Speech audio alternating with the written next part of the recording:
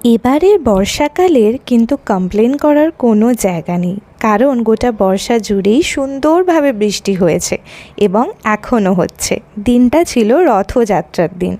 সকালে চেম্বার থেকে ফিরে জগন্নাথ ঠাকুরের পায়ে ফুল ঠেকিয়েছিলাম, আর রথযাত্রায় পাঁপড় ভাজা তো মাস্ট। জগন্নাথ ঠাকুরের পাশাপাশি আমার শেলফের এই ঠাকুরগুলোকেও সুন্দরভাবে সাজিয়ে তুলেছিলাম সেদিন। তারপর সন্ধেবেলায় সুন্দর ওয়েদারে একটু করুণাময়ীর দিকে গেছিলাম, আর গেছিলাম one of my favourites cafe 8th ডেতে। 8th ডে ক্যাফেটা যবে থেকে হয়েছে তবে থেকে ওখানে বসে সন্ধেবেলা এক কাপ কফি আর সুন্দর সুন্দর লাইফ নিয়ে কথাবার্তা বলতে কিন্তু ভীষণ ভালো লাগে। অনেক দিন এখানে যাওয়া হয়নি, কারণ কাজের চাপে এবং বিভিন্ন পারিপার্শ্বিক চাপে খুব একটা তো যাওয়া হয়ে ওঠে না, কিন্তু সেদিন যেতে পেরে মনটা ভীষণ রিফ্রেশ লাগছিল। এটা আমার স্কুল, হ্যাঁ, এতগুলো বছর হয়ে গেল পাস আউট করে গেছি, তাও বিএমএসকে আমার নিজের জায়গা বলে মনে হয়, আর প্রত্যেকটা বিএমএসিয়ানেরই মনে হয়।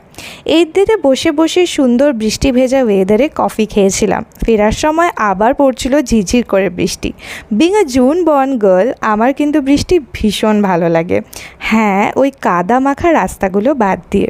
সেই দিনটা না বেশ ভালো ছিল, কারণ ফিরে এসে দেখলাম মার আর আমার গানগুলো চ্যানেল ভিশনে সেই দিনই ব্রডকাস্ট করা হচ্ছে। হ্যাঁ, আমাদের এই গানগুলো ব্রডকাস্ট হওয়ার কথা ছিল, সেই দিন হয়েছিল।